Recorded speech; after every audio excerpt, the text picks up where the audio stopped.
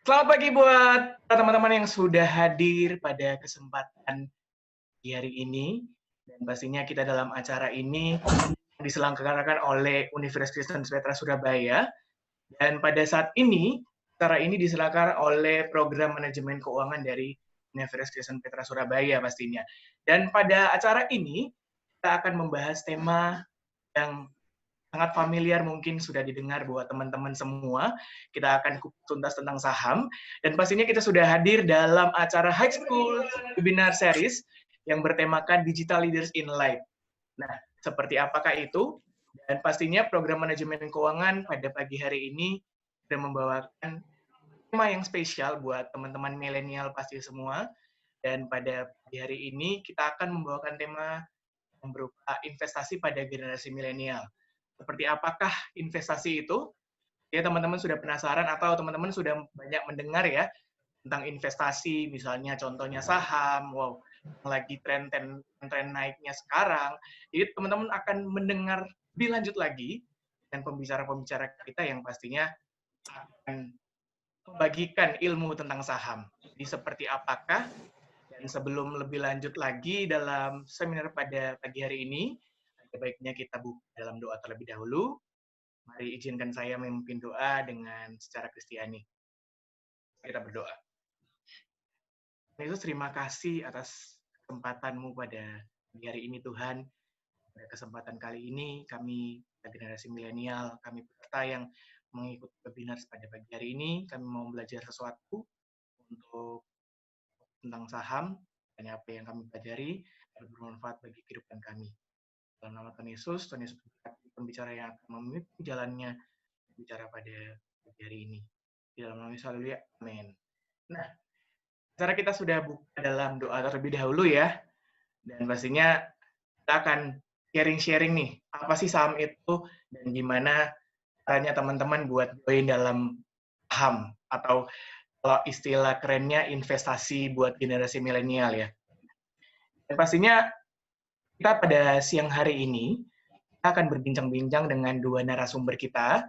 Yang pertama dari Kepala Program Manajemen Keuangan. Jadi Program Manajemen Keuangan Universitas Kristen Petra Surabaya. Beliau akan mengungkapkan mungkin sedikit dan rahasia. Dan kemudian ada Bapak Edwin Sebayang. Beliau ini ya, aktivis dalam dan sudah dalam bidangnya. Jadi mungkin teman-teman yang sudah kepo, teman-teman nanti akan diberi sesi tanya jawab, teman-teman bisa aktif bertanya. Mungkin teman-teman penasaran, langsung aja bertanya ya. Jadi langsung aja tanpa berlama-lama lagi, kita langsung serahkan untuk pembicara yang pertama kita, Bu Mariana Ing Malelak selaku Kepala Program dari Manajemen Keuangan Universitas Kristen Petra Surabaya. Silakan Ibu.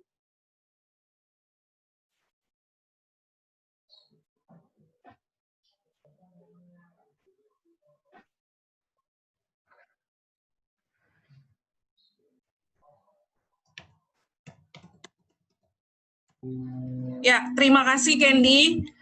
Selamat siang rekan-rekan semuanya. Bagaimana kabarnya? Baik. Baik, Bu. Baik, Bu. Baik, Bu. Puji Tuhan. Baik, pada siang hari ini ya, lebih tepatnya pada siang hari ini kita akan sharing diskusi tentang investasi pada generasi milenial. Hadir pada siang hari ini juga ada pembicara Pak Edwin Sebayang. Selamat siang Pak Edwin.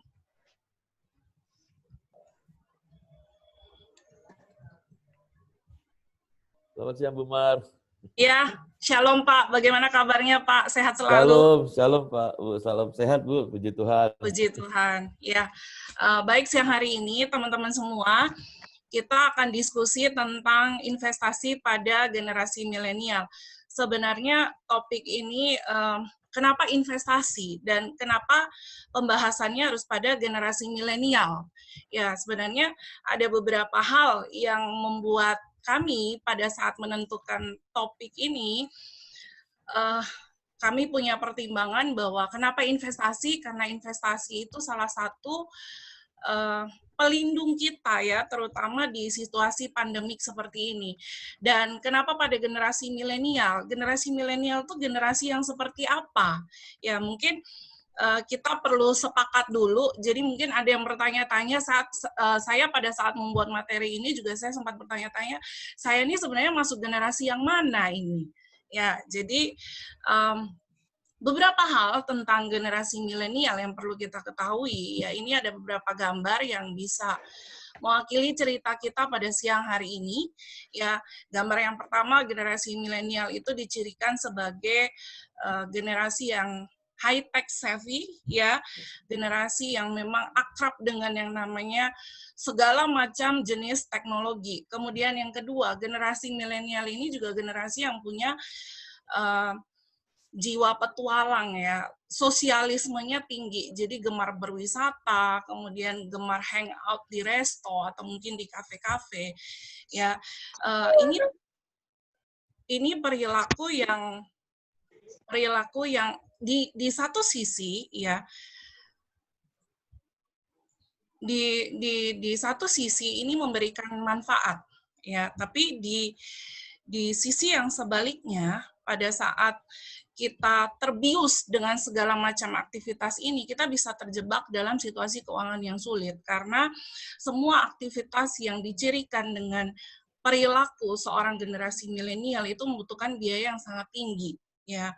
Nah, penyebabnya ini dua penyebab utama ya menurut saya yang tidak bisa lepas pada saat kita tidak bisa mengontrol antara kebutuhan dan keinginan. Kemudian yang kedua, sikap kita tidak disiplin. Yang kita pikirkan adalah ya nggak apa-apa ya, keluar uang dulu aja nanti sekarang. Kalau memang nanti kurang itu dipikirkan nanti aja. Nah ini salah satu penyebab yang turut menjerumuskan ya generasi milenial dalam satu kondisi keuangan yang bisa dikatakan kesulitan keuangan ya. Akibatnya ini ya. Nah, apa yang harus dikerjakan, apa yang harus dilakukan supaya generasi milenial ini bisa terhindar dari yang namanya kesulitan keuangan. Perlu yang namanya pengaturan keuangan. Ya, biasanya akibatnya ini nih, uang saku numpang lewat. Dikasih orang tua uang saku untuk 1 bulan, belum sampai sebulan udah habis uang sakunya.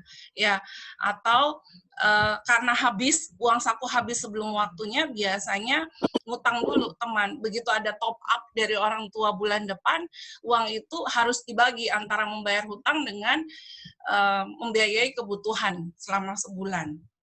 Ya, ada beberapa hal ya, ini pengantar aja. Adik-adik tenang, kalian tenang, karena nanti setelah sesi ini kita akan mendapatkan bocoran. Ya, bocoran apa? Kira-kira saya, generasi milenial, seperti kondisi sekarang ini, kira-kira saya punya peluang nggak untuk investasi? Kalau saya investasi, apakah kemungkinan saya mendapatkan keuntungan itu ada di masa seperti ini? Nah, kita akan dengar bocorannya nanti dari Pak Edwin, ya. Nah, cara mengatur keuangan ini ada beberapa hal yang harus kita pikirkan. Yang pertama, buat tujuan. Tujuan yang kita tetapkan harusnya bersifat smart ya. Jadi spesifik, bisa diukur, achievable, realistik, dan mempertimbangkan jangka waktu. Yang kedua, penting bagi kita untuk mengetahui berapa besar sumber pendapatan kita. Sumber pendapatan kita dari mana saja, nominalnya berapa, dan pendapatan itu akan kita pakai untuk mendanai pengeluaran apa saja. Nah, yang ketiga, harapannya pada saat kita cermat membuat budgeting, kita tahu pos pendapatan kita sumbernya dari mana, kemudian pos pengeluaran kita gunakan untuk mendanai kebutuhan apa saja. Harapannya ada sisa dana. Nah, sisa dana itu sebaiknya kita simpan dalam bentuk tabungan. ya. Kemudian kalau memang memungkinkan nominalnya kita bisa masukkan dalam bentuk investasi. Nah, mungkin ada yang bertanya-tanya, apa bedanya investasi dan saving? Ya, kalau bicara mengenai tabungan, saya udah punya tabungan, Bu. Apakah tabungan itu juga investasi saya? Ya, nah ini kita harus tahu dulu nih bedanya tabungan dan investasi. Tabungan itu orientasinya jangka pendek, jadi short term. Ya, biasanya tabungan ini kita pakai sebagai emergency fund. Ya, jadi dana yang memang kita siapkan untuk kebutuhan yang sifatnya mendesak. Ya, dan biasanya jangka pendek. Beda dengan investasi. Investasi itu kelebihan dana yang memang kita alokasikan, ya, misalnya membeli aset tertentu, di mana harapan kita investasi kita pada saat kita membeli aset, kita bisa dapat imbal hasil yang lebih daripada nominal investasi yang kita investkan, ya. Itu perbedaan mendasar antara saving dan investment. Nah, ini ada beberapa tahapan investasi secara sederhana aja. Ya, kalau kita mau invest, mungkin yang kita pikirkan pertama tuh tujuan kita gimana? Apa sih yang menjadi tujuan keuangan kita? Kita mau siapkan dana pendidikan, ya, atau mungkin ada beberapa generasi milenial akhir yang mungkin udah mulai memikirkan tentang rencana untuk menikah, ya, jangka waktunya kita bisa set ya di awal untuk jangka pendek atau jangka panjang. Kemudian yang kedua, penting bagi kita untuk mengenal profil resiko kita. Kita masuk orang-orang yang profil resikonya konservatif, moderat, atau agresif. Ya, biasanya semakin agresif profil resiko seorang investor, maka dia cenderung orientasinya pada return.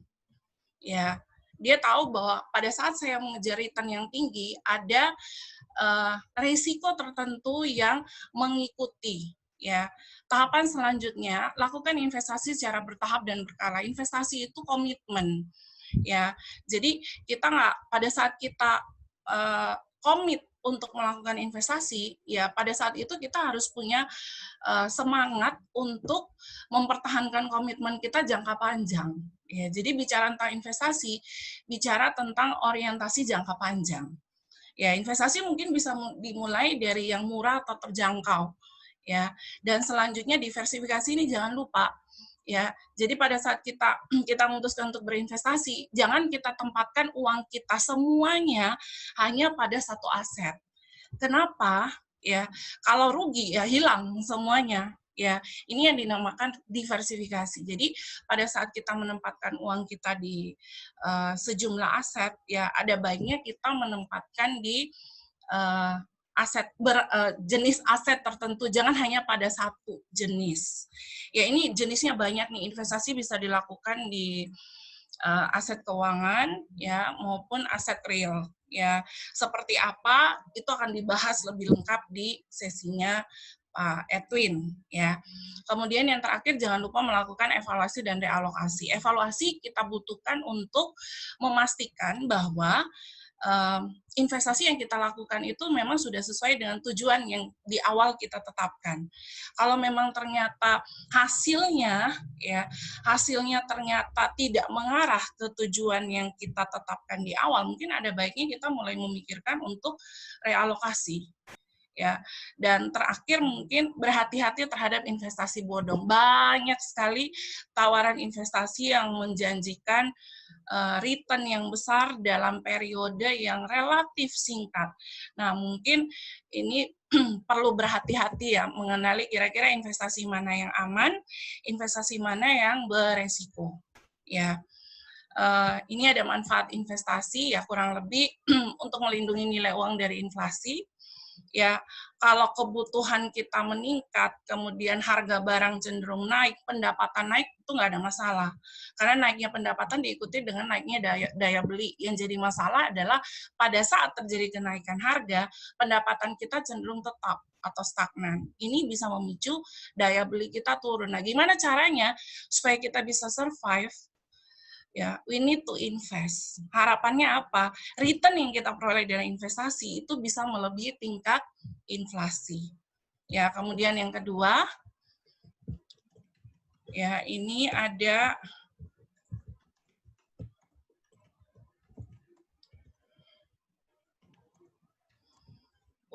accumulation, dan yang terakhir financial freedom. Nah, setelah ini materinya akan lebih menarik lagi. Pak Edwin mungkin akan membahas tentang apa sih peluang investasi yang mungkin kita ambil di masa-masa sekarang ini, khususnya bagi generasi milenial. Silakan Pak Edwin. Baik, terima kasih Bu Mar atas undangannya ya. Terima kasih atas panitia ya. Salam dari Jakarta, ini market lagi menarik sekali ya. Jadi saya baru aja mengeksekusi ya, dapat cuan langsung 13% ya. Sesi 1 lagi market lagi turun seperti ini ya. Jadi nggak ada lagi yang lebih enak cari cuan ya, cari kantau katanya itu ya, itu di market ya. Karena apa? Karena kalau kita lihat paling cepat mencari kantau itu di market. Oke, sebelum ke sana nanti mungkin ada tanya jawab ya. Silakan selanjutnya Mas. Ya, jadi judul materi saya itu tentang investasi sebagai jawaban kaum milenial. Next Mas. Ya, next. Oke. Stop. Ya, jadi biasanya kita nih baru pas lagi kuliah, lagi SMA ya kan, kita punya mimpi. Nah, sekarang jadi mimpi kita tuh apa? Apa kita nanti cita-citanya kan kita maunya punya rumah sendiri, itu cita-cita dasar ya seperti Maslow bilang. Lalu kalau bisa mungkin kita nanti setelah kuliah S1 kita mau jalan-jalan ya kan. Lalu juga kita bisa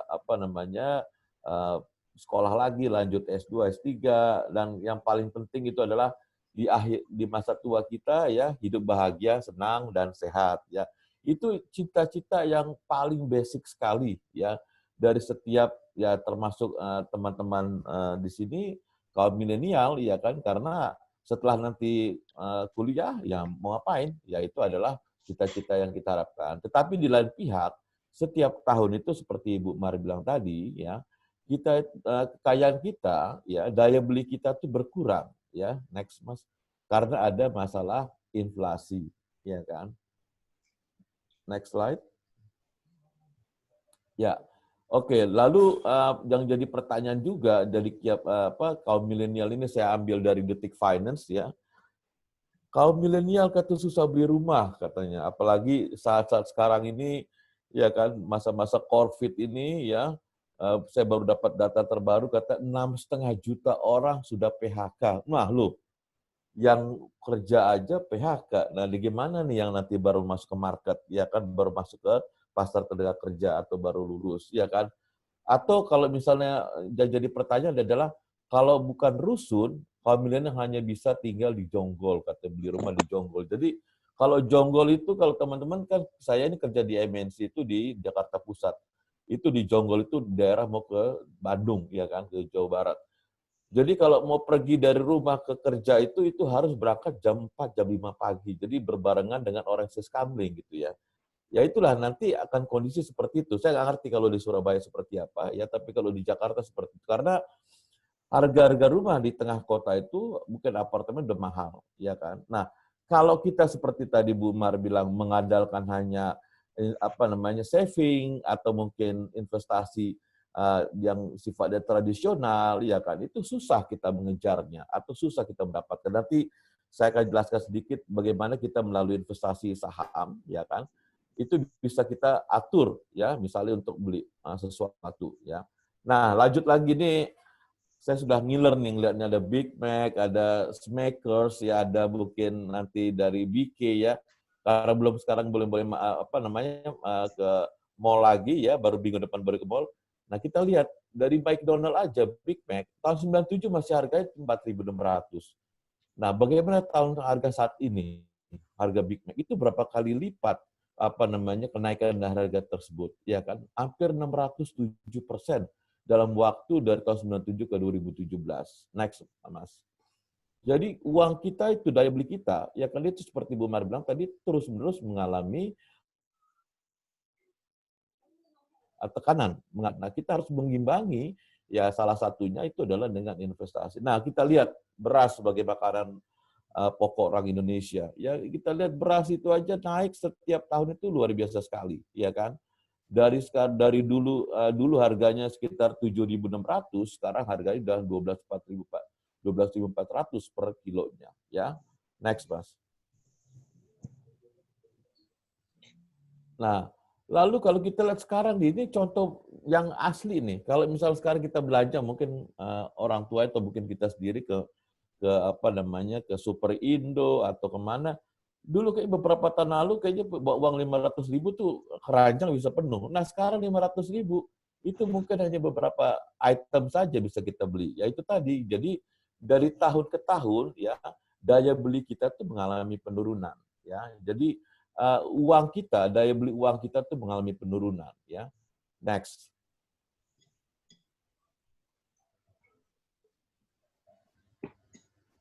Ya, jadi tadi udah Bu Mar bilang inflasi, dan kita lihat datanya inflasi dari tahun ke tahun ya. Dari 2007 kita kena inflasi 11%, artinya duit kita tuh kehilangan daya beli itu sekitar 11%, 2008, 2000 sampai kemarin 2017 ya. Jadi kalau memang kita tidak bisa menghasilkan apa namanya cuan atau bisa menghasilkan return setiap tahun paling dikit mengalahkan inflasi, maka kita semakin lama sebetulnya secara implisit kita punya kekayaan itu semakin berkurang dan kita semakin dimiskinkan oleh apa namanya inflasi tersebut, ya kan? Next. Oleh karena itu kita perlu investasi, ya kan? Nah, selama ini investasi apa sih kita kenal? Next, Mas. Nah, kita ada dua jenis instrumen apa namanya investasi. Ada non pasar keuangan, ada pasar keuangan. Next.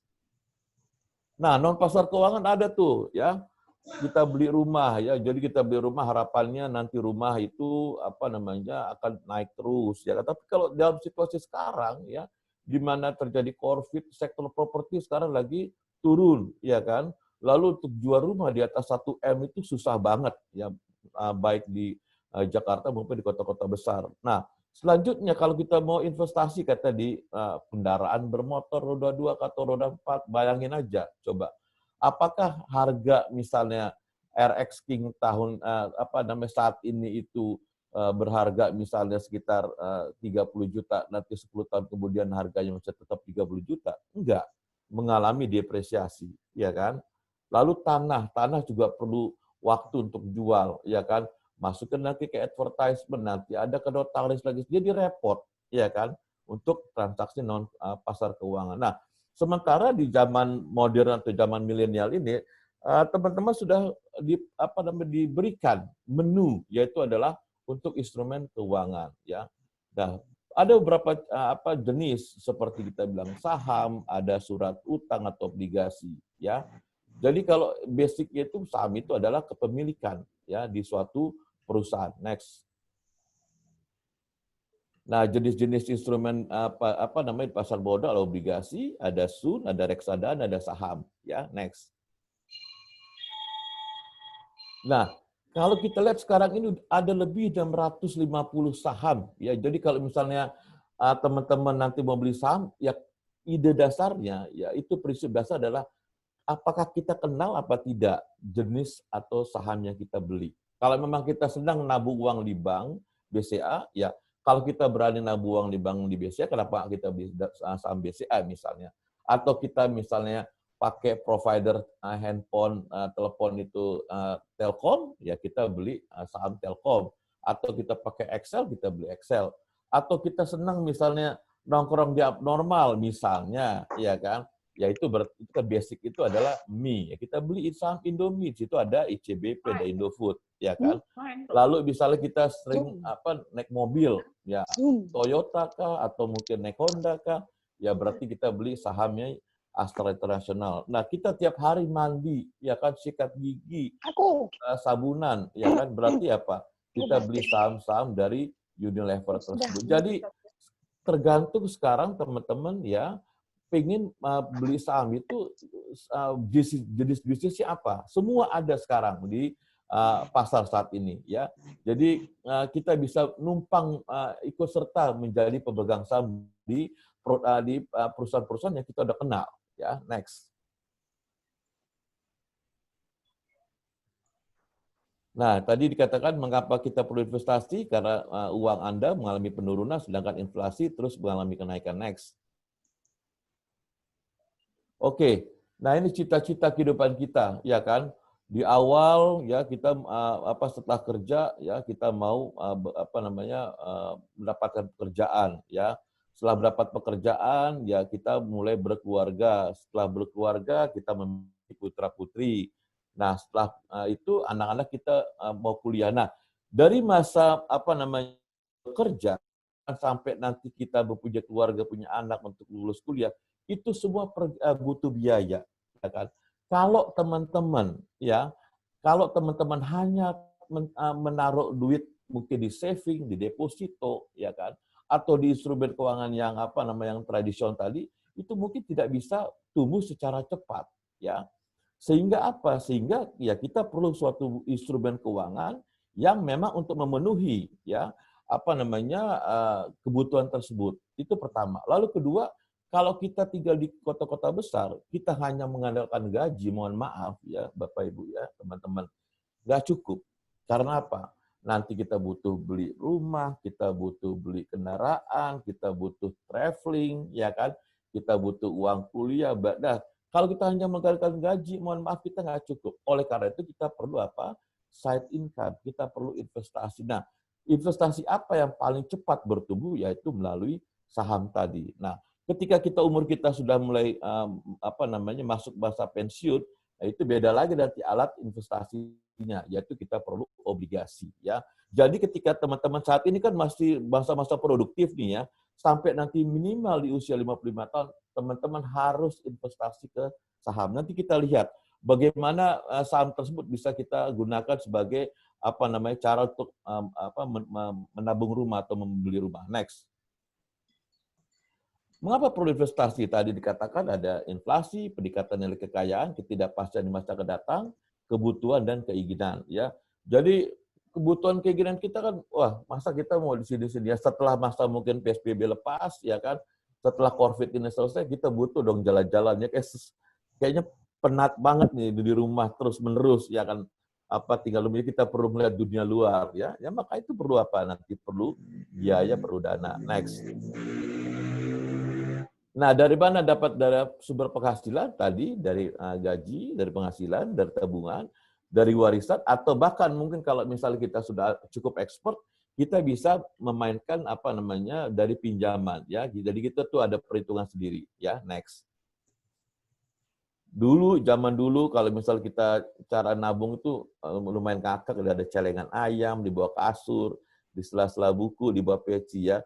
Ini zaman-zaman saya mungkin sama Bu Mar. Kali Bu Mar sih milenial masih. Kalau saya mungkin udah bukan milenial lagi, Bu ya. Dulu kayaknya nyambung di celengan ayam atau celengan bagong kayaknya udah seneng banget gitu ya. Next.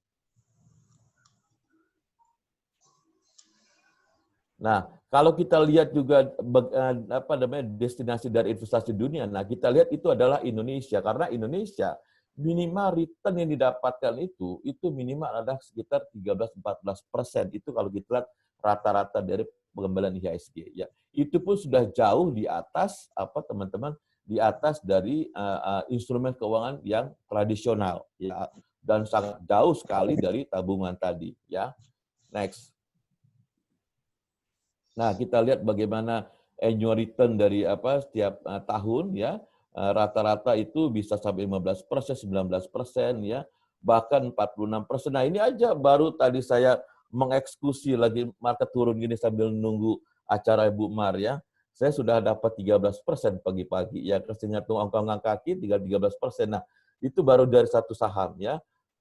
Saya juga sering broadcast ke grup-grup WA ya. Satu hari itu bukan mimpi bisa kita dapat 15% ya, kalau emang kita kita tahu apa yang harus kita investasikan. Jadi ya bukannya kita menjual mimpi ya teman-teman, tapi itulah faktanya ya saat ini di lapangan, fakta dalam dunia nyata seperti itu.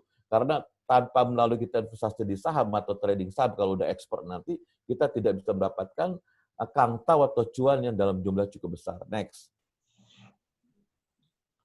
Ini rata-rata tingkat pengembalian ya, di mana kita lihat pengembalian dari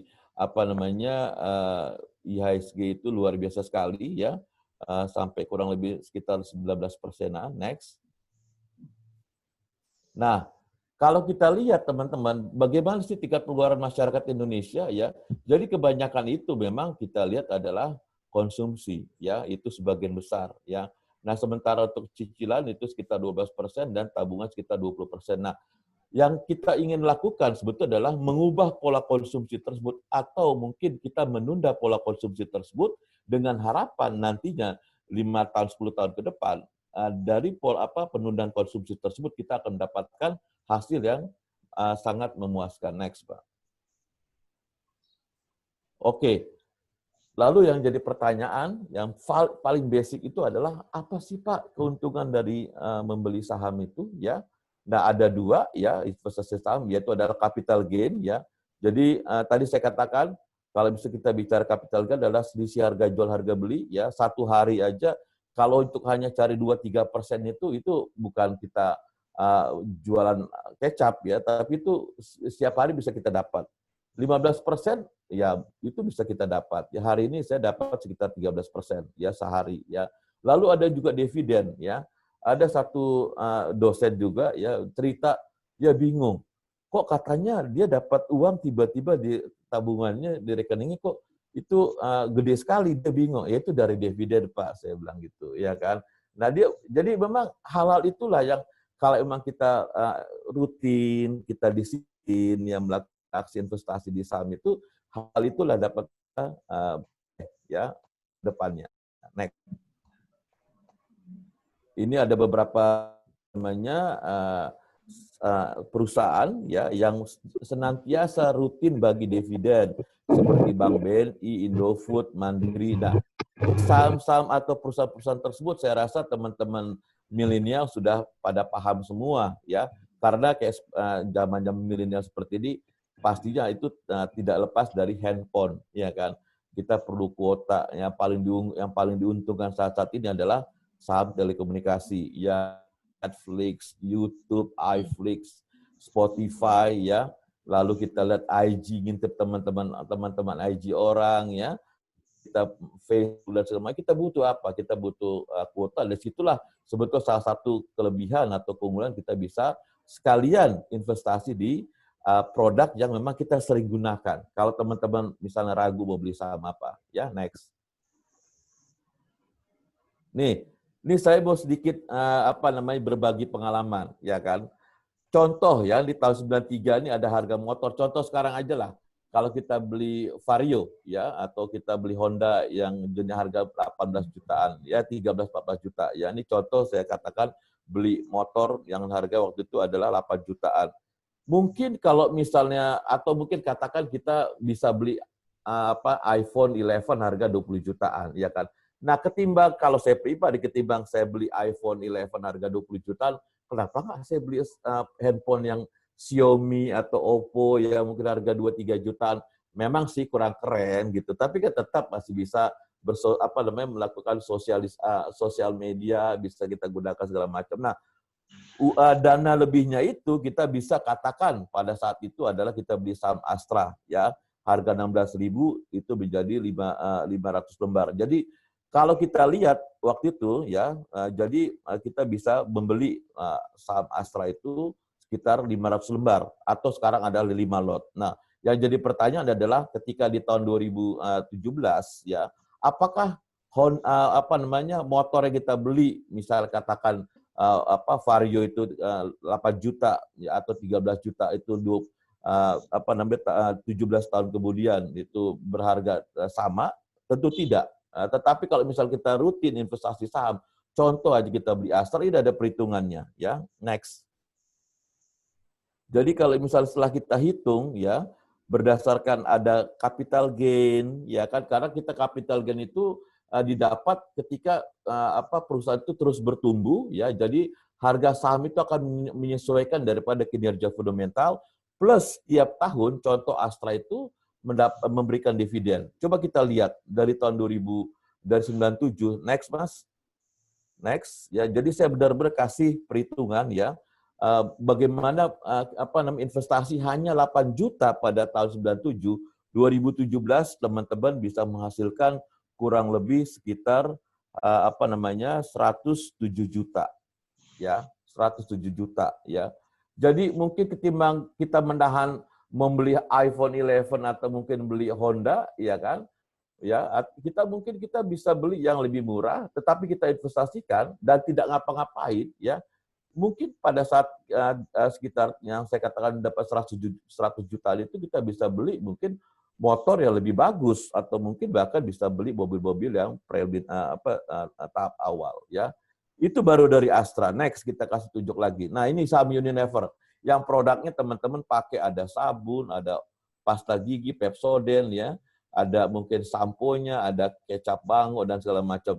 Katakan waktu itu ya kita next Mas, kita membeli investasi di awal itu 11.800.000 ya, kita beli waktu itu 500 lembar ya saham dari Unilever yang produk kita kenal dengan harga 23.600 itu senilai 11.800.000 ya. Nah, coba kita lihat di tahun 93 kita beli saham Unilever. Next Mas, jadi saya tambahkan capital gain, saya tambahkan dividen ya, next. Ternyata hasilnya dengan 11.800.000 ya kan, tanggal 1 Januari 93 kita investasi, 25 Januari 2014 kita jual, kita mendapatkan 3,2 miliar ya. Itu hanya dengan 11.800.000. Saya rasa kalau teman-teman kalau bisa pakai iPhone 11 ya bisa saving saya rasa ya, dan justru dapat sekitar 3,2 M. Nah, ini bukan mimpi, bukannya bukannya kita sulap ya, tapi inilah kita, jadi saya bikin perhitungannya mulai dapat capital gain dan dividen, akhirnya dengan investasi 11.800.000 dalam bentuk saham Unilever yang kita kenal sahamnya, kita mendapatkan sekitar 3,2 M ya. Next.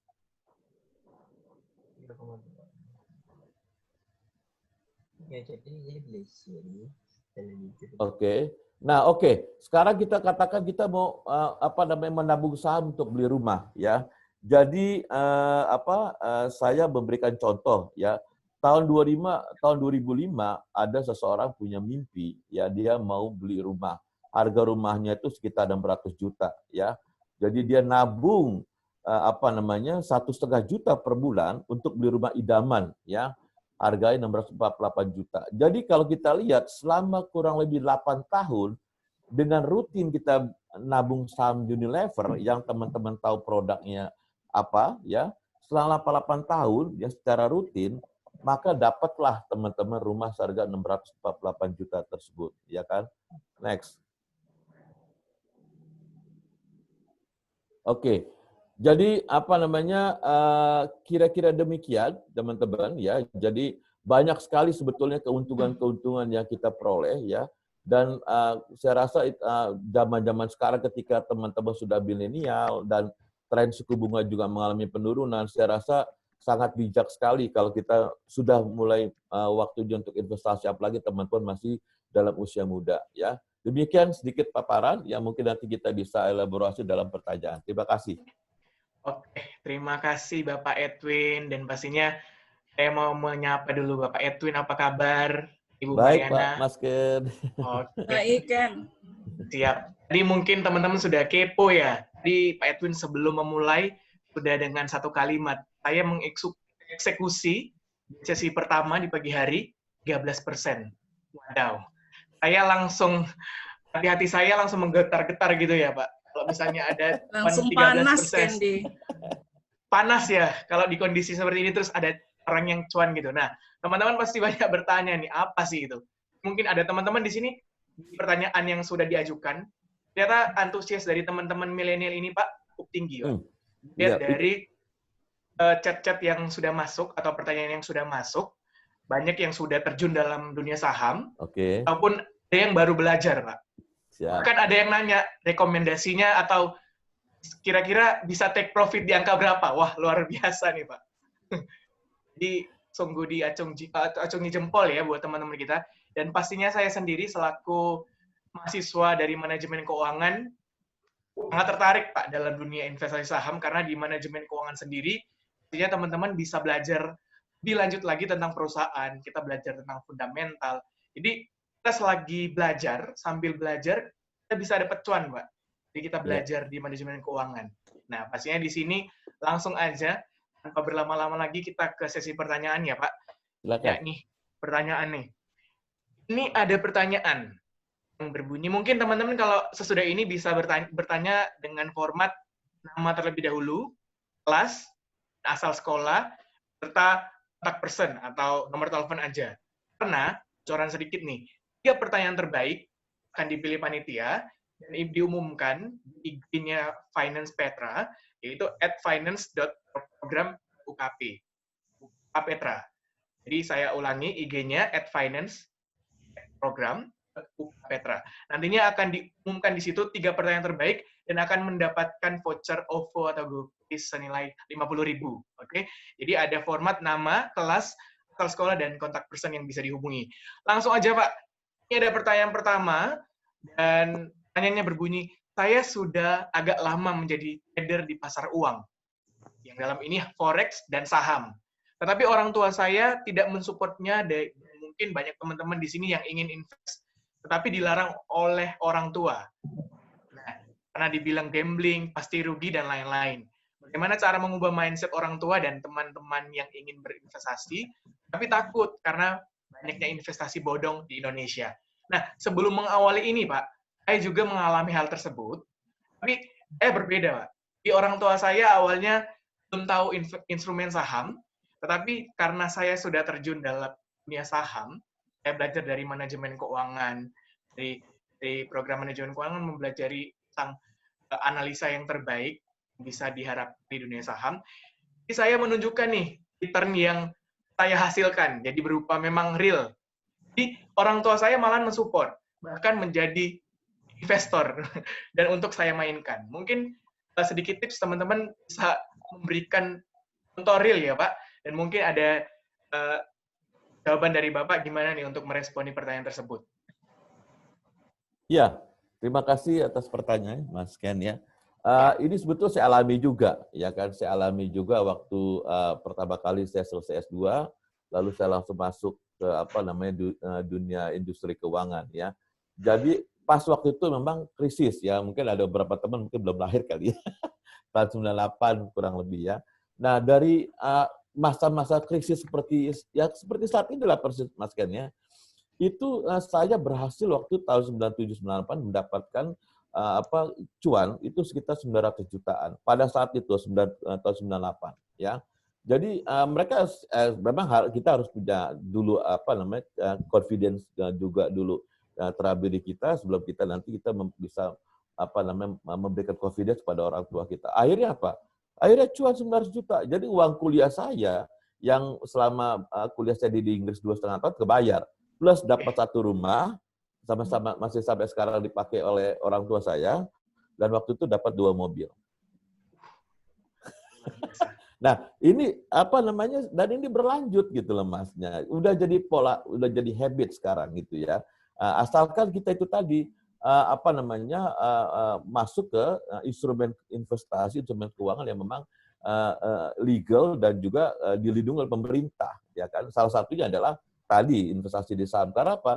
Ini kan sebetulnya investasi saham adalah kepemilikan. Jadi kita ikut memiliki, katakan kalau kita nabung tadi di bank, BNI, BRI, atau BCA, kita beli saham mereka. Kalau kita berani nabung uang di bank bertahun-tahun, kenapa nggak kita beli sahamnya? Misalnya sebagai contoh ya. Jadi atau kita sering pakai produk-produknya, kita beli sahamnya seperti itu. Jadi kalau menurut saya ya kan di saat-saat inilah sebetulnya ini masa-masa jackpot Mas. Ini masa 10 tahun sekali. Justru saat-saat inilah kita harus masuk ke dalam investasi saham. Dan kita, karena saya yakin ya kan dalam situasi krisis seperti ini justru kita bisa mendapatkan abnormal return, tingkat pengembalian yang tidak normal, artinya di atas rata-rata. Gitu Mas kira-kira Mas. Oke. Jadi saham ini merupakan prospek yang bisa menjanjikan ya dalam kondisi yang mungkin sangat. agak fluktuatif karena kena dampak corona. Ya. Luar biasa. Oke. Selanjutnya nih. Ini ada yang bertanya, Pak. Kayaknya Bro ini sudah terjun dalam dunia saham. Pertanyaannya saya mau bertanya, bagaimana cara menghitung intrinsic value dan margin of safety suatu saham? Oh, dari Chelsea Felinda. Oh iya, iya. Udah pakar kayaknya nih ya, Udah kelihatannya. pakar.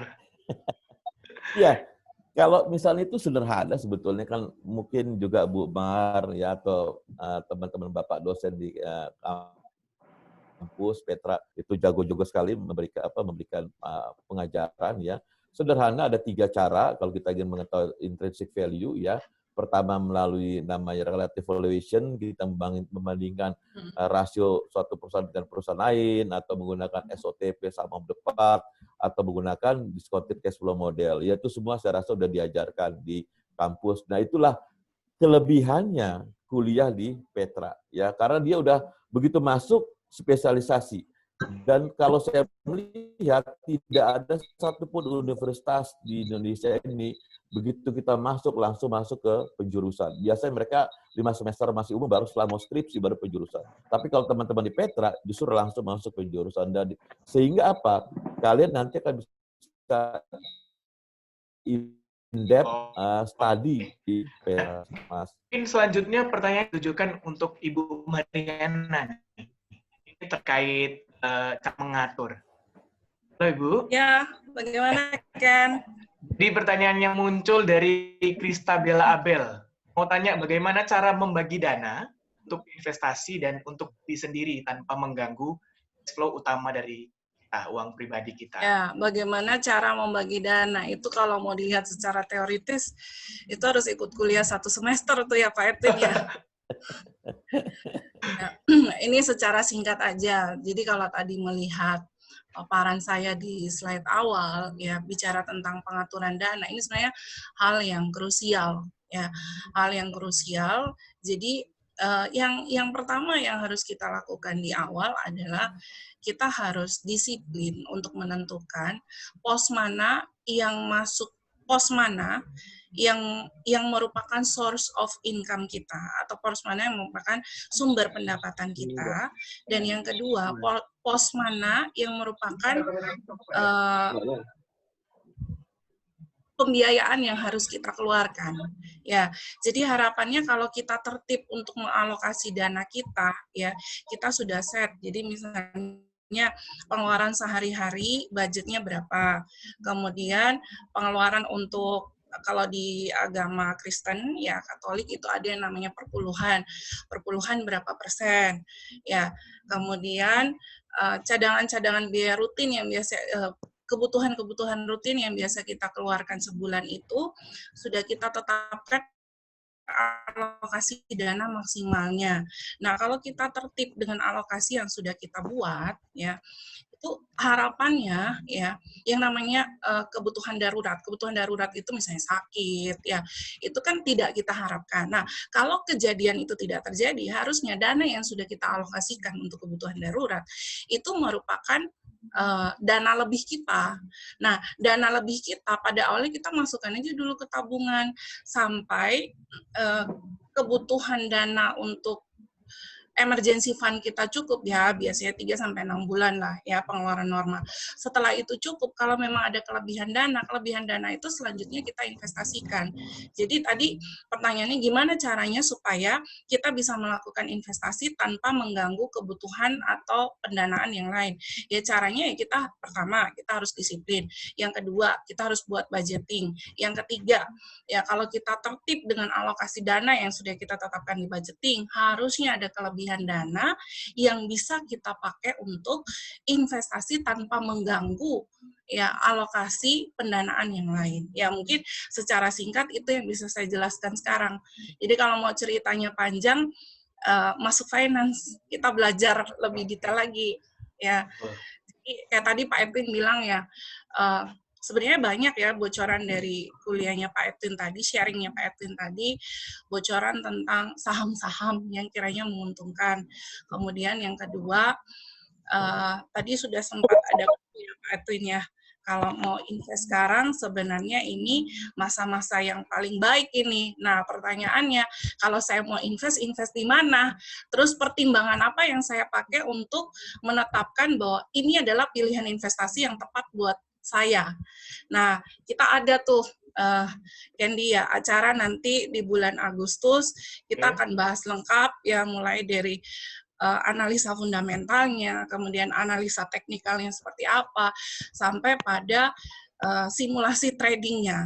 Ya, jadi mungkin kalau mau dengar ceritanya Pak Edwin lebih lanjut lagi, kita bisa agendakan ya Pak ya, nanti di bulan Agustus.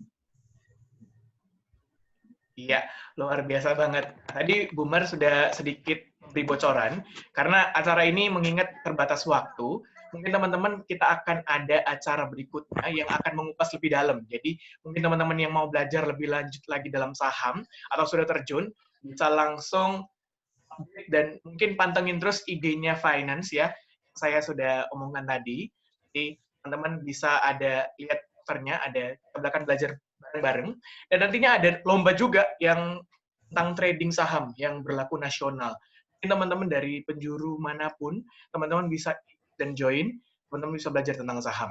Berikutnya nih, pertanyaan yang cukup bagus juga dari Nathan. Nah, selamat siang Pak, bagaimana caranya melihat saham yang fundamentalnya bagus dengan melihat laporan keuangan perusahaan? Luar biasa. Jadi kita ini pastinya sudah tahu ya, fundamental itu salah satunya dilihat dari laporan keuangan perusahaan. Jadi sedikit info, dalam manajemen keuangan sendiri juga kita sudah belajar tentang analisa laporan keuangan. Jadi kita belajar fundamental yang baik itu kita lihat dari aspek mana sih? Kita belajar nih di manajemen keuangan, dan pastinya setelah kita belajar kita menerapkan di ambil belajar cari di dunia saham. Mungkin bisa langsung dijawab oleh Bapak Edwin, gimana caranya melihat fundamental yang bagus. Ya. Gitu, Pak. Iya, jadi kalau melihat fundamental bagus itu banyak faktor ya. Dan saya menggunakan pendekatan dari top down ya, kita lihat dari GDP-nya, dari makroekonominya ya. Kayak contoh lah untuk real sekarang. Suku bunga lagi rendah dan akan turun, dolar juga lagi rendah ya, lalu inflasi rendah ya. Kedua, kita lihat nih sektor-sektor mana ya, industri mana ya yang akan terkena dampak dari COVID secara positif dan negatif misalnya. Nah kalau negatif teman-teman jangan masuk ke saham-saham seperti airline, leisure, MICE, lalu juga transportation, ya kan, upstream dari oil ya. Nah itu negatif kenanya karena apa? Nanti di airline sendiri sampai setahun ke depan contohnya itu nanti akan banyak sekali menggrounded pesawat-pesawat. Dan juga mereka kan nggak bisa isi full. Itu contohnya, kalau misalnya kita nanti panjang lebar, ada sesi khususnya nanti Mas Ken. Nah, apa yang nanti lagi happening ke depannya? Ya, misalnya kita contoh ambil setelah COVID, masuklah ke saham-saham yang retail, telekomunikasi, tadi udah saya kasih tahu, lalu juga consumer, ya, lalu juga berbau e-commerce, berbau juga misalnya media, ya, berbau juga misalnya poultry. Nah, itu yang sektor-sektor yang nanti akan sangat diuntungkan dalam situasi setelah setelah corona ini gitu ya. Jadi itu akan diuntungkan. Ya itu nanti akan dibahas panjang lebar. Nah, dari situ kita bisa lihat kayak telekomunikasi contohnya. Itu ada tiga saham. Telkom, Indosat, ada Excel. Nah, kita lihat laporan keuangannya. Seperti Mas Ken bilang tadi ya, kita bandingkan dengan menggunakan analisa laporan keuangan. Dan berdasarkan rasio tersebut, mana yang paling bagus? Nah, ternyata hasil daripada itu adalah Telkom. Beli saham Telkom, mumpung sekarang lagi jatuh. Fair value saham Telkom kurang lebih sekitar 3.100. Sekarang harga saham Telkom itu sekitar 3.000-an. Nah, kenapa nggak kita beli saham Telkom tersebut? Nah, itu contoh-contoh sederhana. Dan lebih detail, lebih dalam sebetulnya dibahas di program finance. Karena para dosen itu akan mengajarkan bagaimana bikin modeling keuangan dan segala macam. Demikian, Mas Ken. Oke, luar biasa. Dan sayang sekali kita punya waktu yang terbatas nih, Pak.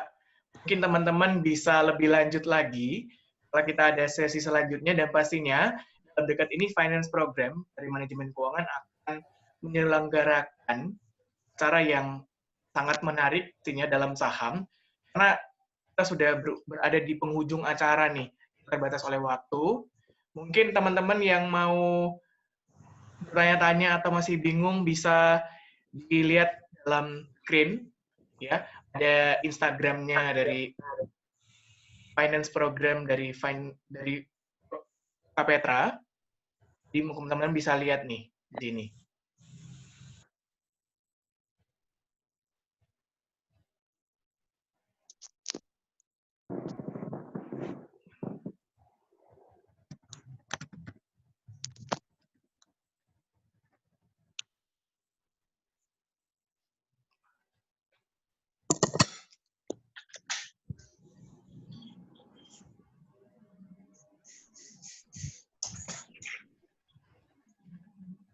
Nah, mungkin ada informasi yang sudah ditampilkan di sini. Di Universitas Petra sendiri, itu mempunyai 31 program studi pilihan dan menjalin kerjasama dengan universitas lainnya yang ada di mancanegara. Teman-teman bisa dilihat di screen. Dan Universitas Petra sendiri pastinya menerapkan tema yang sudah familiar dengan kita. Dan pastinya di Universitas Petra sendiri menyediakan beasiswa hingga 100%. Teman-teman yang mungkin tertarik dalam kasus ini, kita dalam program manajemen keuangan, teman-teman bisa stay in touch with kita, teman-teman bisa langsung join bersama manajemen keuangan sendiri. Jadi bisa kalau misalnya teman-teman mau bertanya seputar info-info yang menarik dalam finance itu, kita belajar apa sih, kita akan seperti apa dalam situ. Udah nih, langsung join aja di sini.